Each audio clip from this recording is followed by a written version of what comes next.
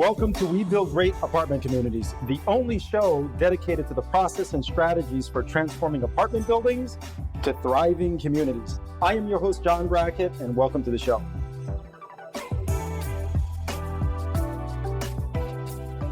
All right, folks, welcome to another great episode of We Build Great Apartment Communities, the only place to come where you learn how to take apartment buildings and turn them into amazing communities. So I have here a very special guest, and I think today is going to be another amazing show.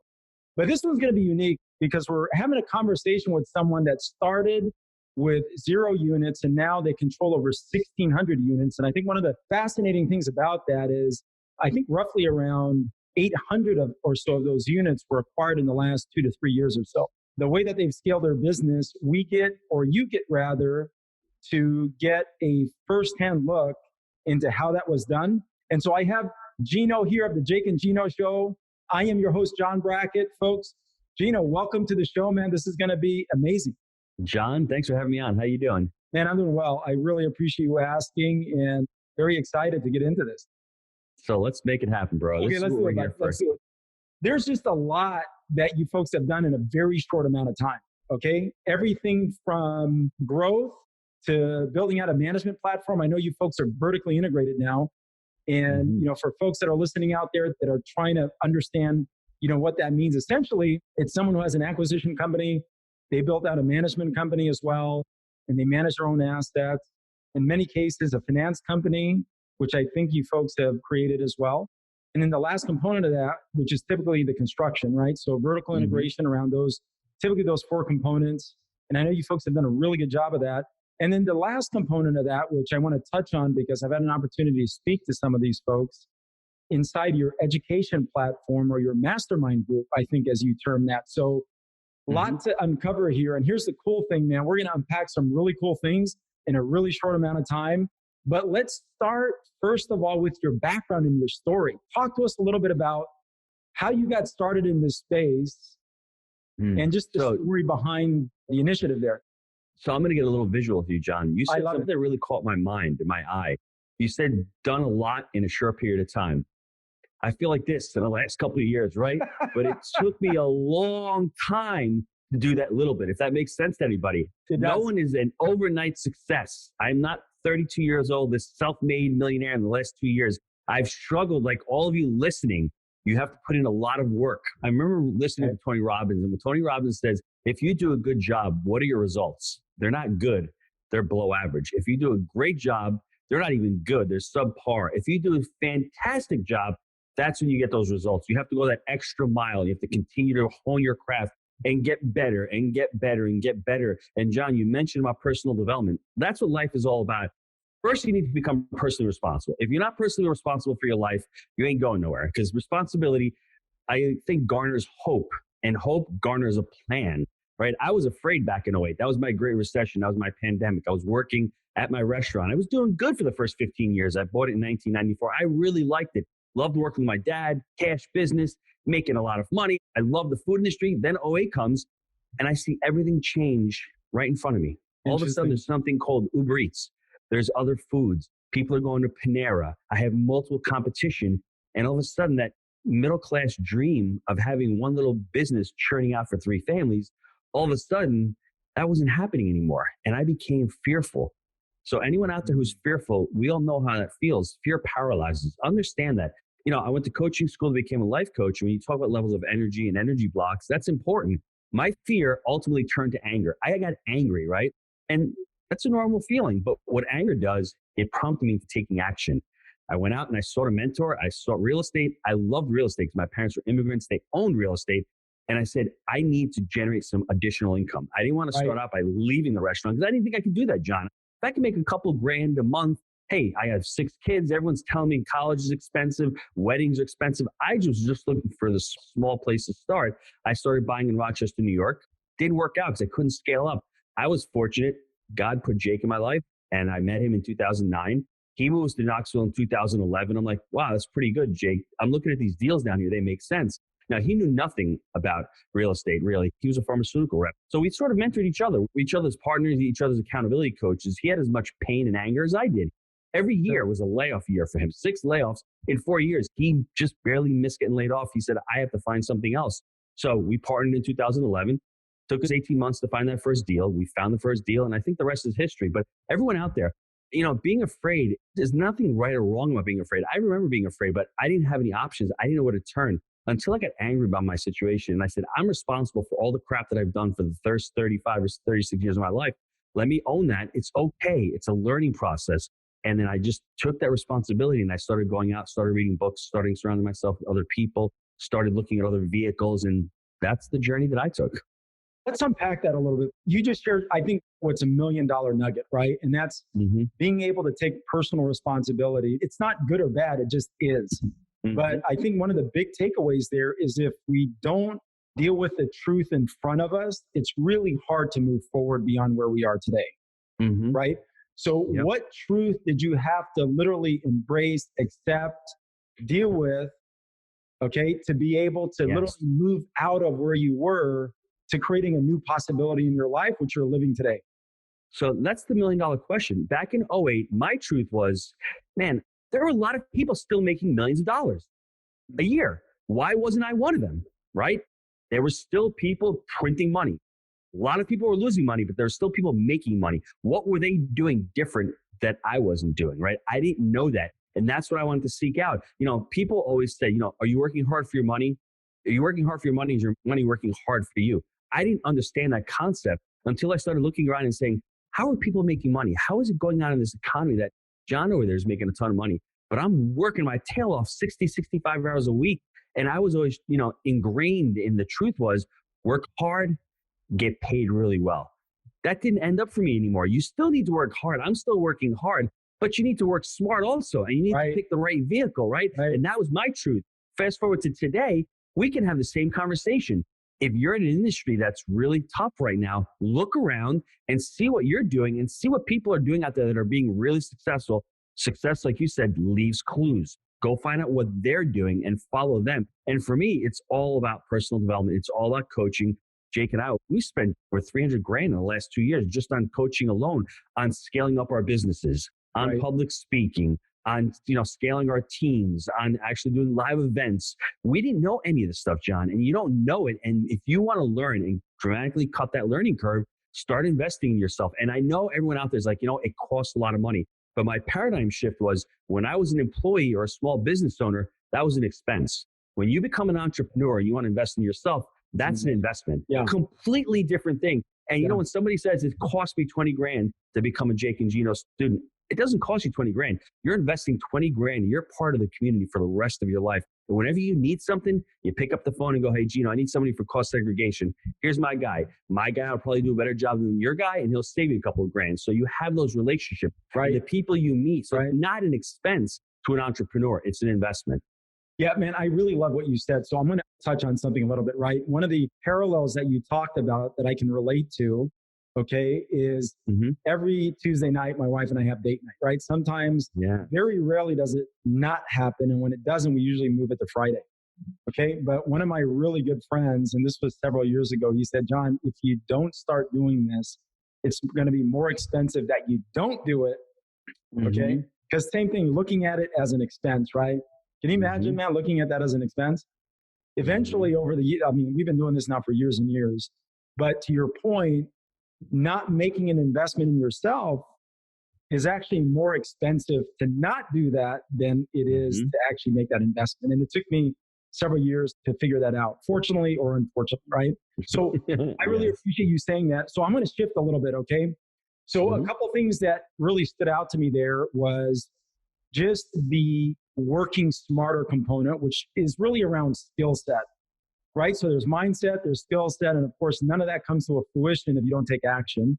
So I'm going to shift a little bit to skill set, okay, and talk a little bit about the platform that you put together. And the reason why normally I don't do this, talk about an education platform on this show, but here's why I'm willing to do that is, man, I've had the pleasure of having conversations with people from your program, not knowing that they were from your program until after the show.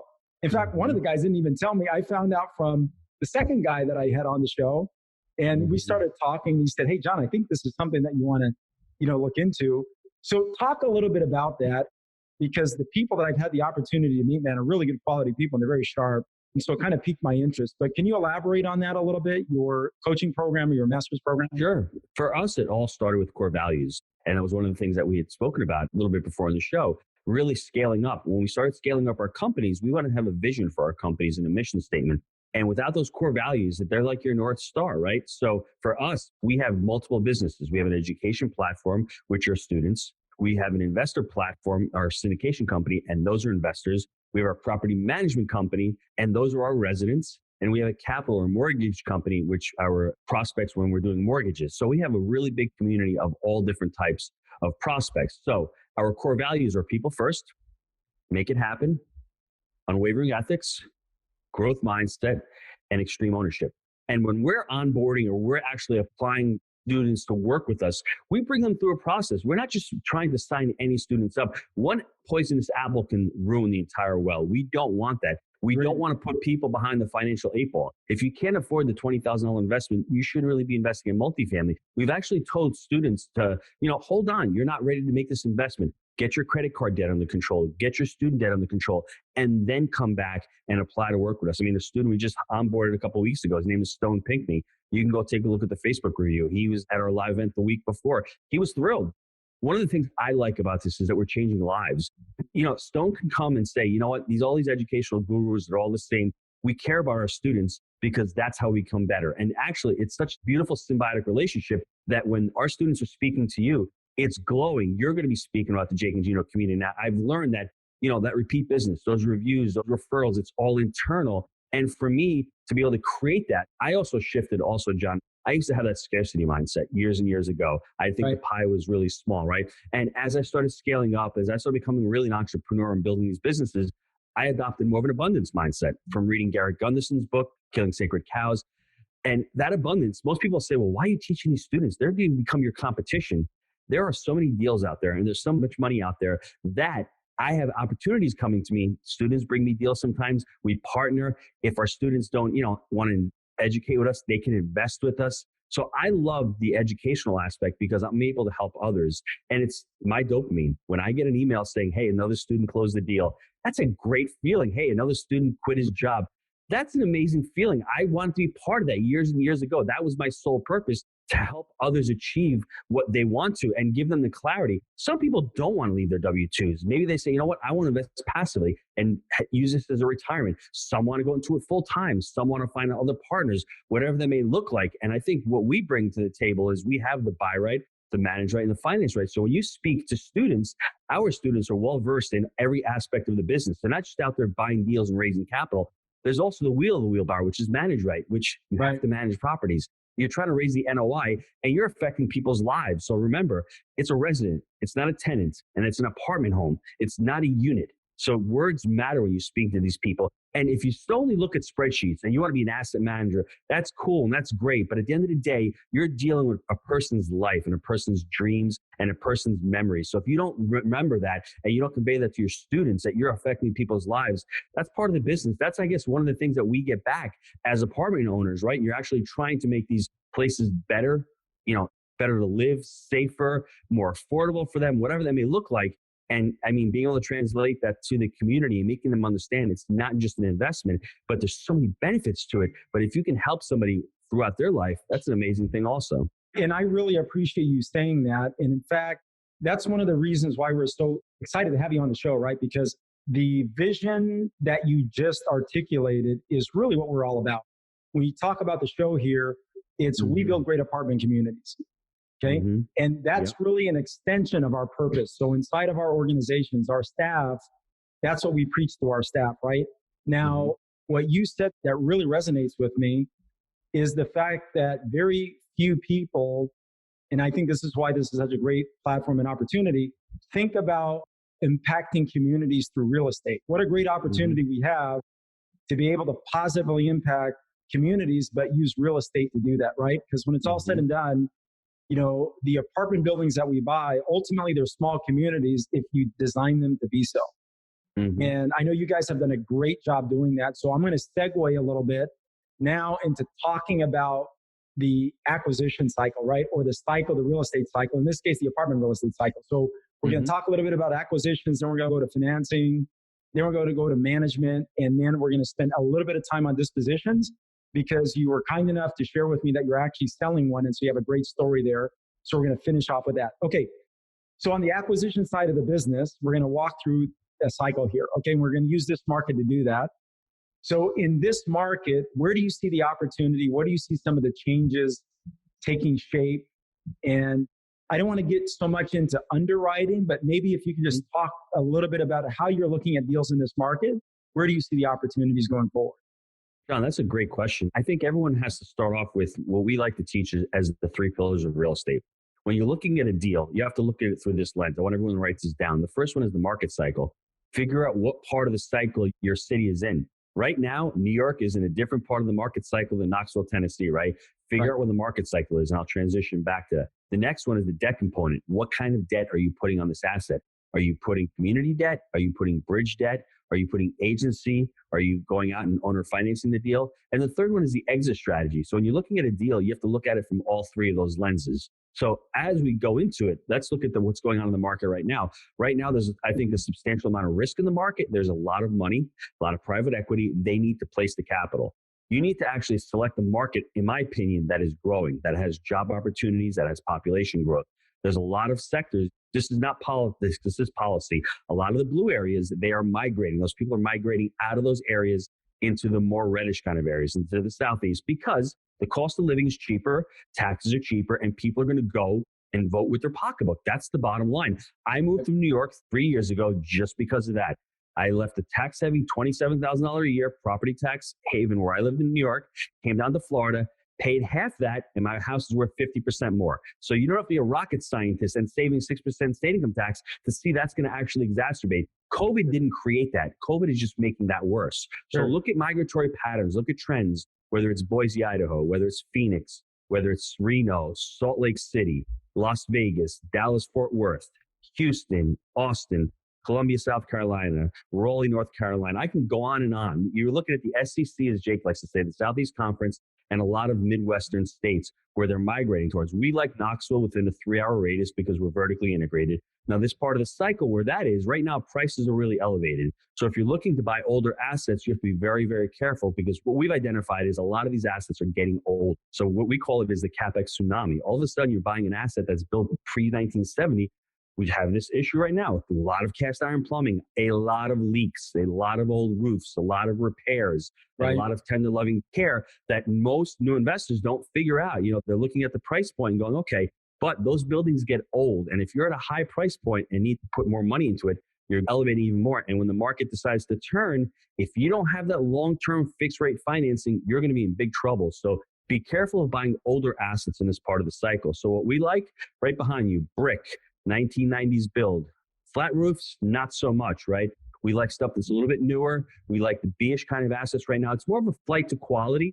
I'll leave you with this also. We like valuation right now, valuation through operation, not just renovation, right? Everyone, the last 3 or 4 years, your syndicators would go in, throw 10,000 a unit, syndicator, get it up and flip it. Right now, that's going to be a very difficult thing to do in the next 12 to 24 months. So there's going to be a lot of opportunity in operations, depending on how this PPP and this eviction moratorium, shakes out. There's going to be operators out there that maybe are not collecting rents and they're going to have their occupancies drop. But when those occupancies drop, you're not going to be able to get agency financing. You may either have to go to bridge or community. So that's where we see a lot of these opportunities with these mom and pop investors. And I think the last thing, John, these bigger assets, 100 units plus, that's institutional, right? That's where the money is right now. So that's why you don't have the opportunities because you have multiple people bidding. Our last 3 assets we bought have been 50 units, 48 units, and 52 units. They're smaller. They're not the sexy ones, but man, when you buy them right, they can set you free. Let me tell you. Right. You know what? I really appreciate you saying that. And I think there's a lot of, I don't want to use the word hype, right? But I think there's a lot of conversations around larger assets, which is great because there's a lot of money that needs to get placed in those larger assets for a lot of different reasons, right? A lot of it has to do with the amount of money that needs to be deployed, and buying 300, 400, 500 unit assets allows a lot of institutional investors to do that. The other side of that too is the fees help offset the cost of doing business for a lot of these larger firms. However, sometimes with these smaller assets, they can be a lot more profitable depending on how you buy them. And depending on the issues that you're able to solve, right? You typically more problems that can be solved with these smaller assets. And the other side of that too is you can usually take them on with, I don't want to say less partners, but with a lot less complexity when you're making the acquisition. So I really, really appreciate you bringing that up. Okay, so I'm going to transition a little bit now to financing, okay? Because I really like how you broke that down with a question earlier.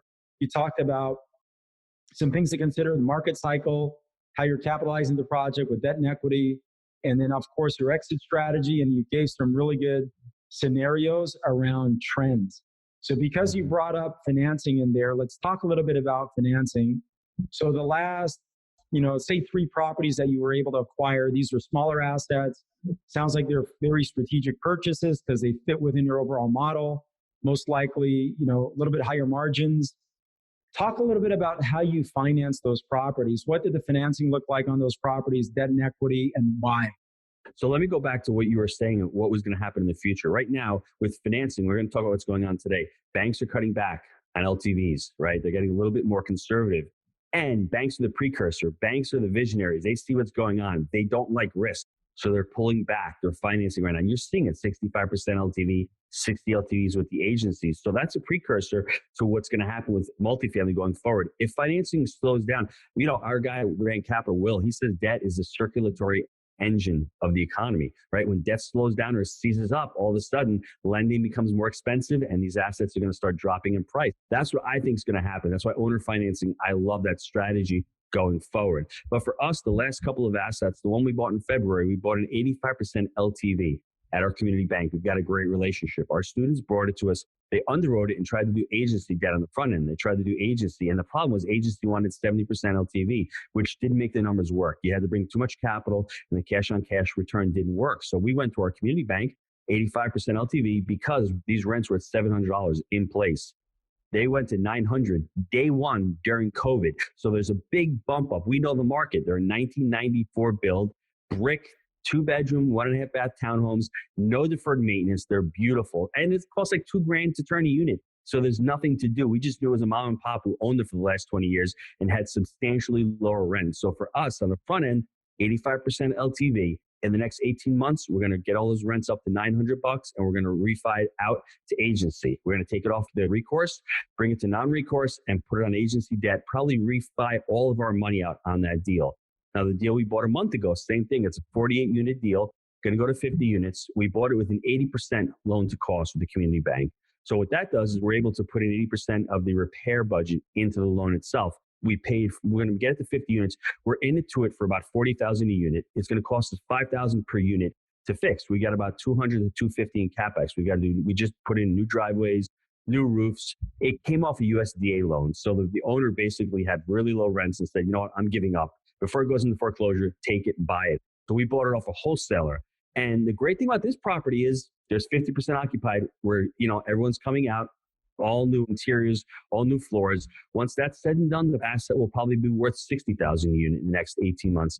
We'll go to agency or maybe community bank on the first end, refi it out and bring it out. It all depends what the capital markets are doing, but it gives us the flexibility to say, hey, let's go back to a community bank and refi this thing again, or maybe go to agency and take it off. But we bought these things internally. We did not do any kind of syndication on them. And John, that's important. Everybody out there, what works for you? I mean, syndication is great. I mean, look at the deal. Is it a syndicatable deal? It's a little small for syndication, right? $2 million purchase price. It's not really worth it. There's not that much meat on the bone. I love syndication when you get into 7, 8, 10, 12, 15, $20 million price range because there's more meat on the bone. Like John says, you can get more investors in and it's worth spending that extra money. So for us, these last 2 purchases, they were bought in-house and they're great investments for us.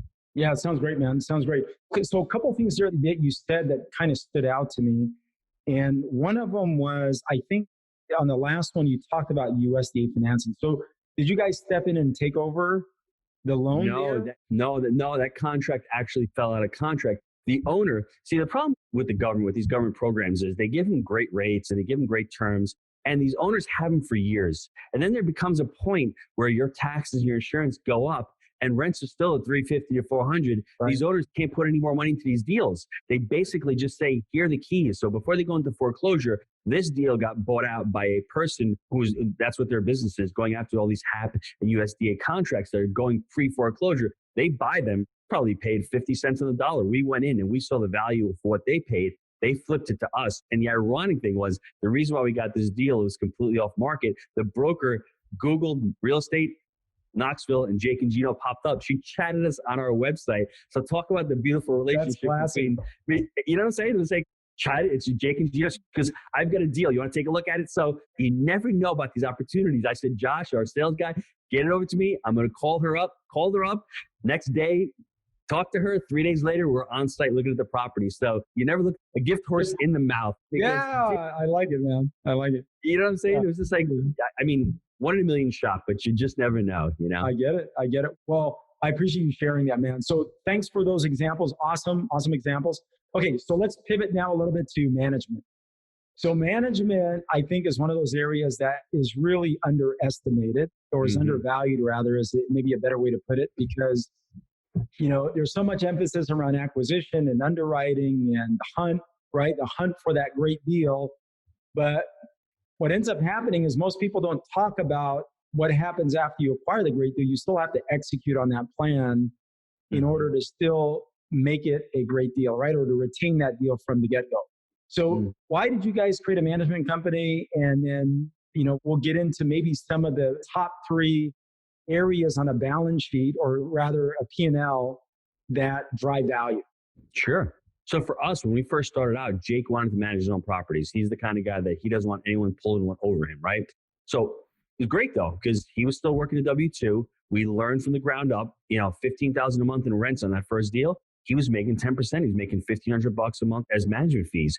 His second deal, we had another deal, our second deal 3 months after that, another 10 grand a month. So these first 2 deals, he's making over $2,000 a month in management fees. That allowed him to stockpile some cash and to get out of his W-2. And more importantly, he found out that he liked it, right? So everyone listening, it's really important. You have 2 options. You can either self-manage your own portfolio. That will lead to slower growth, because as you manage your portfolio, you're running another business. You have employees, you have maintenance techs, you have property managers, you have human resources. The problem with that is some people just want to go to the number of units, and that's fine. If you want to really scale your portfolio and not worry about it, listen, I have 6 kids. Every child I have, I've got to take care of that child. If I was a syndicator having kids and forgetting about them, that's what people do when they third-party property management. They put on autopilot, they asset manage, but they find that property management company to take care of the property. For Jake and I, we want to buy great deals. People always say, hey, Gino, how many units do you want to own? It's not the number of units to own. I want to buy the number of deals that make sense. So for us, we don't care about 3,000, 4,000, 5,000 units. We're more worried about, let's have 1,500 really great quality units. Let's get between $150 and $200 per month in profit per unit. That's what we're looking for. And let's worry about that. And let's control our growth slowly. And let's implement our system. That's how I think, John, you build a great community from within, and you have that slow growth. Because I always tell people, revenue is vanity, profit margin is sanity, and cash is king. Don't matter how much you're grossing, it matters how much you keep at the end of the day. So if you have 5,000 units and you can do the same thing with 1,500 units, I'd rather do more with less and have less headache and have more control. But that's our personality. You have to figure out what your personality is, what your skill set is. Yeah. Because management is not easy. It's a hard thing. And you're dealing with a person's livelihood. When that hot water heater goes out, and John, you know, in apartment 3C needs to get to his interview, and you have to take care of it, and you're making him late, you're disrupting his life. It's a difficult situation. So understand that, you know, choose wisely. But I'll tell you one thing, when you first start out, it's a great thing to start managing your own assets. But at the same time, if you hire that third-party property management, get their systems, learn how they're doing it. And as you scale up, maybe you take it over and take it from within. Just look at what you're trying to accomplish and what you want to do with your business. I think that's really great feedback. You know, what's really interesting is, you know, we share a lot of what you mentioned, the philosophy around focusing on acquiring profitable units first, right? Profitable properties. And here's why. I've learned over the years, when you're acquiring projects or assets that are profitable, it just allows you to invest more into the community, right? Yes. And when you can invest more into the community, you just create happier residents. When you have happier residents, man, naturally, you know, you just have more profitable assets. And so I really appreciate what you said there. All right. So I'm going to pivot now to the disposition side of this. So talk a little bit about Gino, about the story that you shared with me earlier during the show. You acquired, an asset, I think you said about 2 years ago. Now you folks are exiting that project. And it sounds like when you first bought it, you said, something that we shouldn't have purchased, but the market has worked into our favor. And so now we're exiting this property and we're doing it very well at this point. So can you share that story? Sure, John. I want everyone to write this on their vision board or wherever they are, down on a piece of paper, or burn it inside your brain because it's really important to this story. It's called ROE, and it's not return on equity. It's return on effort, right? And if you can fix something, is it worth fixing, right? If you're getting a deal for a great price, is it worth doing, right? No deal is better than a bad deal, right? If you're going to put effort into something, is it worth that effort? I'm bringing this up because this is the story of this property we bought. We bought it 18 months ago. We did all our homework. Property looked good. 1950s build. It had their own water meters, every single unit, 243 units. Problem was the property was a little bit old. But we thought, you know what? It's really well built, hardwood floors. The turns aren't going to cost that much money. Problem is a 1940s build with cast iron plumbing on the exteriors. There's always water leaks. And the median income was in the low 40s. It wasn't the greatest area. So it was a little bit more of a rough area. We couldn't get our culture of our team. We couldn't get great employees on the property. I'm not going to say it wasn't a safe neighborhood, but it was marginal, right? You're trying to re-tenant the place, re-tenant. It's the return on effort. It's the drag. You can't get stable employees there. You can't get stable tenants there. I think the situation with COVID also probably made it worse with the residents not having jobs. So that was all tough. But for us, once we had that revelation that, we're going to the part of the market cycle, we don't want to buy an asset that's really old and that has a lot of CapEx requirement. Now, we're fortunate that, we're still in the part of the cycle where people are looking for deals. So one of our coaches, I forget what the phrase is, but, shoot your dogs early. What is it when you can make money and, you just get rid of the deal? We could hold on to this deal for the next 5-6 years, try to work it out. But so much effort and so much energy and so much drain from our whole management team is going there that, you're neglecting some of the other deals, and that's going to hurt you in the long run. So when someone came by and said, hey, we're going to buy for this price, we said, fine. We still got a 15 IRR in 18 months. We're not going to really cry about that. Is that what we wanted? No, we wanted to hold this thing long term. But I think to have the flexibility and to say, you know what, we can pivot on this thing and we can sell it and we can still make a good profit and we can tell the story of why we bought it. We bought it right on every metric except that market metric and except the age. The age of the property exterior is what killed us. The interiors were pretty good. They're all 2 beds, 1.5 bath townhomes, nice interiors. But at the end of the day, it's one of those things where you learn. And that's one of the things you learn and you say, I'm not making that mistake again. So that's what we want to try to convey to our students. Just be careful of these older assets. And right now, an asset built in 1970, they're 50 years old, man. There's a lot of work. They're becoming functionally obsolescent. So just beware of those because there's so many newer assets coming online right now. In the next 5-10 years, these new assets are going to be turning into Bs. These assets that are 10 and 15 years old are going to be competing with your asset that's 60 or 70 years old. So just beware of that. And we learned the hard way. It's been a tough 18 months for us, but at the end of the day, we were able to sell it and able to get out. Okay, awesome, man. So I love what you said about return on energy. I speak about that a lot. I don't think you can truly appreciate that until you've been operating for quite some time and understand that your time is worth something, right? And I think the more you do this, the more you start acquiring and building, your time becomes more valuable. So, when we're looking at opportunity out there in the marketplace, me in particular, the metric that I run deals through is, return on time, energy, and of course, money, right? Yes. For the very reasons you mentioned, the opportunity cost of capital can be conveyed in those 3 things. Yes. Right? Time, energy, and money. And I think you did a really good job of communicating that. So, Gino, here's the golden question, okay?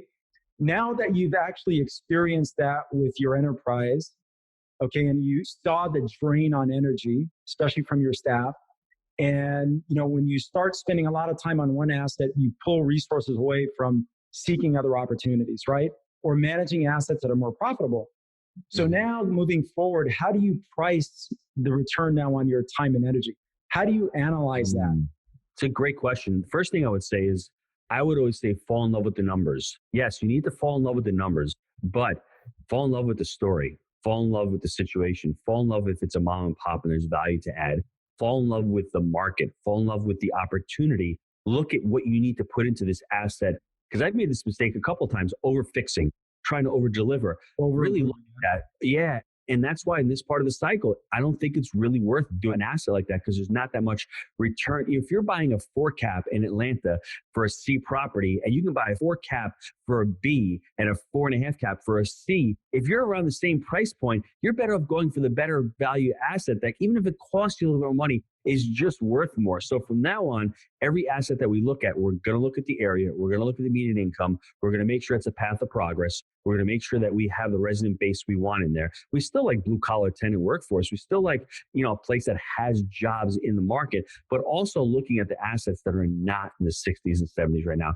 But ultimately, even if you do look at those older assets, you need to buy them at the right price point. And if you buy them at the right price point, when we bought an asset 2 years ago at 27 a door, we're just exiting 18 of those units. We're selling a little piece off at 67 a door. It's a 1970s build. Nothing wrong with that old property if you're buying it at the right price point. If we paid 50 a door, is it worth it? That's what we're trying to convey. It's always about what the buy is and what the value add component to that property is also. I love that. I love that. And so how do you price your time?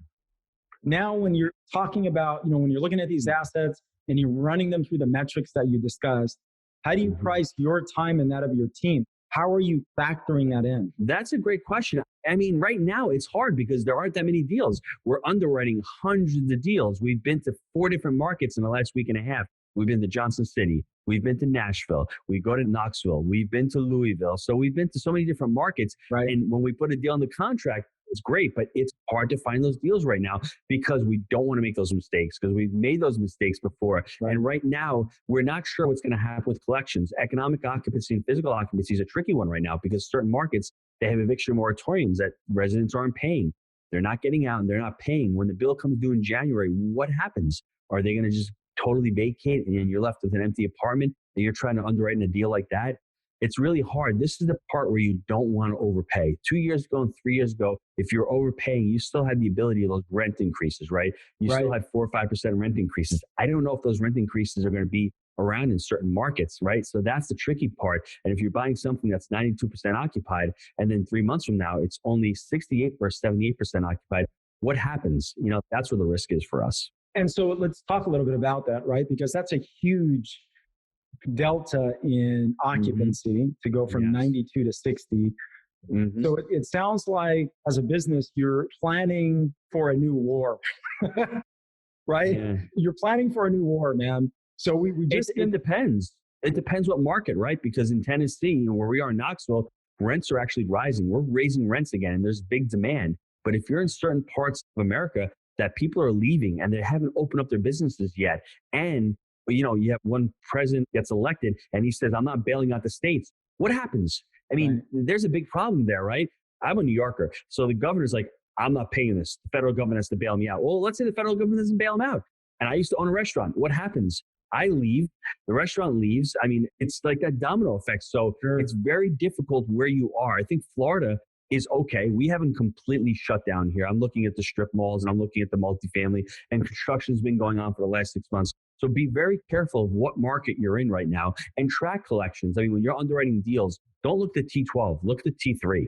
Look what's going on for the last 3 months. Match bank statements with actual rent rolls that they're giving you and make sure they're collecting those rents and see what's going on. And even more importantly, do a deeper dive. See what's going on where these people are actually working. Are they telecommuting? Are they working? Yeah, that's really smart, man.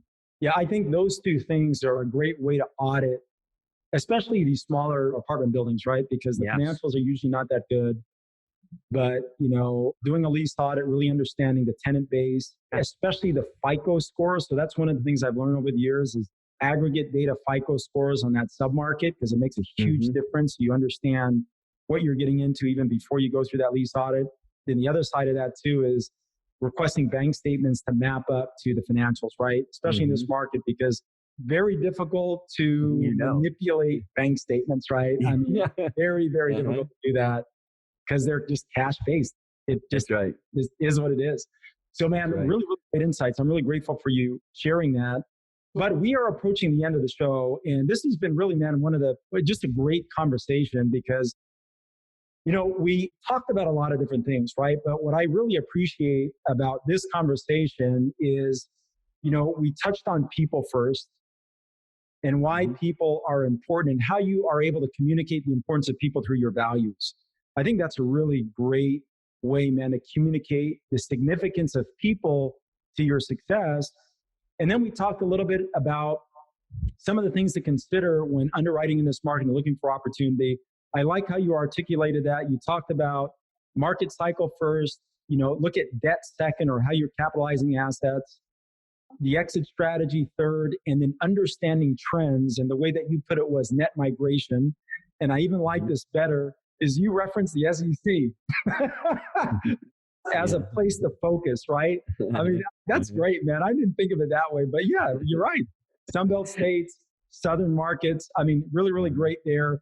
And then lastly, you talked about, really as a recap, just really being clear on what you're buying and where the impact there on collections, and then being able to verify that with a lease audit, of course, and then mapping that up to bank statements of this market, especially on smaller assets, because a lot of time on smaller assets, the financials really aren't that clean.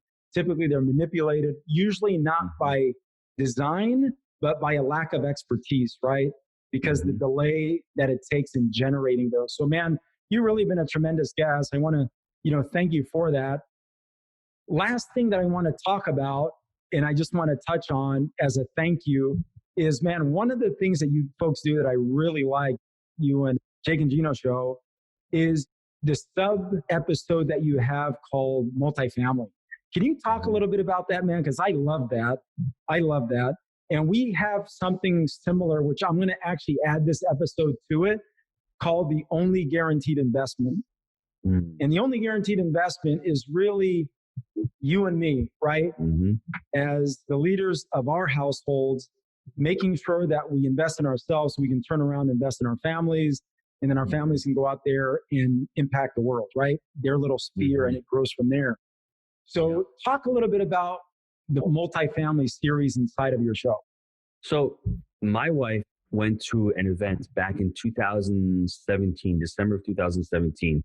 She really didn't know what I was doing. She heard this Jake and Gino thing. She saw that I wrote a book. She saw that I did a podcast. And I did a talk at a meetup. There's about 50 students there. And at the end of the meetup, I thought I did okay. I didn't think I did great or anything. It was okay. I was a little nervous. It was around the holidays. Took us 2.5 hours to get there through New York traffic and all. And at the end, people start coming up to her. A couple of people got tears in their eyes. They're like, your husband, thanks for sharing him. Thanks for doing so much for me. And she's like, what do you do? I'm like, I don't know. I'm just a coach, So she got into life coaching. You know what I'm saying? She's like, she didn't know. I'm just a regular guy. I'm a regular guy working. So she had no idea. And then she really got involved because she had never come to one of my live events. And she had never really listened to the podcast. And she was intrigued. And she became a life coach just because of what I was doing. Wow. And it spawned, and it really helped our relationship more. All of a sudden, we became better communicators. We became better partners. And she's like, you want to start a podcast? I said, I'd love to. Let's start one with spousal communication, with partnerships, with raising a family. And what's amazing is your business skills translate into your family skills. You want to have core values for your family and for kids. They're so 100%. Complementary. Yeah. And you want permanence, you want to have resiliency, you want to have responsibility, you want to have core values. They all translate from business and family. And we'll banter back and forth. I want to get into the real estate aspect, and she's talking about the family aspect of it. And it lends so well together. And I want, spouses to be able to work together. If your wife, let's say John, doesn't want to work with you in real estate, she can help you in other ways. She can, listen to you. I would always make jokes with my wife. Hey, Jewel, I just got a $400,000 check on my refi. She's like, oh, that's great, Gino. I'm like, how long I worked for that? And it's just being able to communicate and having her be part of that journey, right? So starting the podcast was fun. I mean, it's like she's part of the business now. She helps me, and actually she comes to our events and she'll speak at our events. So I think a lot of people join a community for all of the knowledge, but the life skills of being able to select another partner, be able to speak to your spouse, being able to communicate, being able to share, and being able to, I always told my wife, I want financial freedom. Well, if she doesn't know what that means and I'm not communicating with her, getting on the same page with your spouse is so important, because you don't want what we call get there-itis. Get there-itis is like John joined the community and he's got to get there, get there, get there. But if you can convey to your wife, hey, this is not a sprint, this is a marathon. It's going to take a while, and being able to communicate that, and have your spouse come to the events and being part of that journey, they'll understand it more, and they'll be like, hey, you know what? You're not just going away for the weekend and having fun. You're actually staying in the classroom and listening about market cycles and all this stuff, and you're learning. So for me, it's a passion project because I've spent time with her. We make fun of each other on the show, and we learn and talk about specific topics, and we're vulnerable because nobody's got all the answers. But just trying to be a role model and trying to say that family is awesome. Having kids is just amazing. And you can do it. You can have your family be part of your business. You don't have to shelter them. You can put them together and they work really well together. Yeah, I really appreciate it, man. I think that's great commentary, great advice as well. So, hey, we are approaching the end of our show, Gino, and I really want to thank you for being on. Great show, great feedback, a lot of $1 million nuggets in there. What is one question that you have for me that you think can add value to our audience? And then we're going to get into how do people get in touch with you. So, John, where do you want to be in 3 years? I really appreciate the question. I think right now, this business has always been about creating more time to spend with my wife and kids. Mm-hmm. So when I think about where I want to be in 3 years, it's really around my family. Right now, I'm at a little different place. I have a 22-year-old now who's out of college, starting to build her business, one going off into college and one going into high school. So, we're getting ready to close on a vacation property in a market that we really like. And so for me, right now, it's really about creating more experiences with my family first. Mm-hmm. And so I'm building everything in my business to be able to create that, right? Mm-hmm. So I start there and I back up now. If you're asking me, where do I want to be in 3 years in my business? I'll give you a different answer. I like that. It's about a clarity, everybody. If you hear John knows where he's going and he's focusing on what he wants. And John's 3-year picture is different than your 3-year picture. If you don't ask yourself where you want to be in 12 months, 24 months, 36 months, you won't be able to reverse engineer that and start creating a plan and breaking it down to a yearly, then a biannually, then a quarterly, then a monthly, then a weekly, and then ultimately a daily. And that takes a little bit of work, right? But you know what you're doing every week to get to that, to get to the quarter, to get to and all of a sudden this year flew by. So if you don't plan for the next 3 years, you're going to be here 3 years from now going, man, I wish I'd listened to Gino and John saying, what are my 3 years, the next 3 years look like? Yeah. And just really quickly, the other component of that is building great friendships, right? Buddy of mine just turned 50. Last week we're at the Grand Canyon. We did a rim to rim with 42 people, which was 23 miles to the Grand Canyon. And what a great way to celebrate your birthday. And I got to tell you, man, the number of people that their lives have transformed because they had to train for that event. We all did. Mm-hmm. And then we had 12 people in 2 groups of 6 come back to do rim to rim to rim, which was about 50 miles. And I was in one of those small teams of 6. And man, it was a really just life-changing experience because of all the people that were there. Everybody had a different story. Everybody had a different race, if you will. Mm-hmm. But the one thing that I saw true was the number of lives that were transformed because of the health component of that. And I told my buddy, I said, man, what a great gift. You turned 50 and look at all the lives that you've changed because you putting this together, right? But the big takeaway from that is, man, you can have it all, right? Mm-hmm. You can have a healthy body, healthy marriage, great marriage.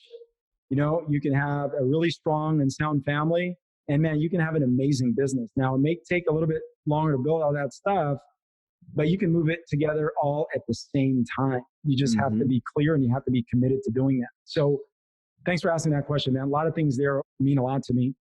Gino, how do people get in touch with you, man? What is the best way for people to reach out to you, to learn a little bit more about, what you folks do, the different businesses that you've built, the coaching program, the community that you folks have created? What would be the best way for folks to reach out?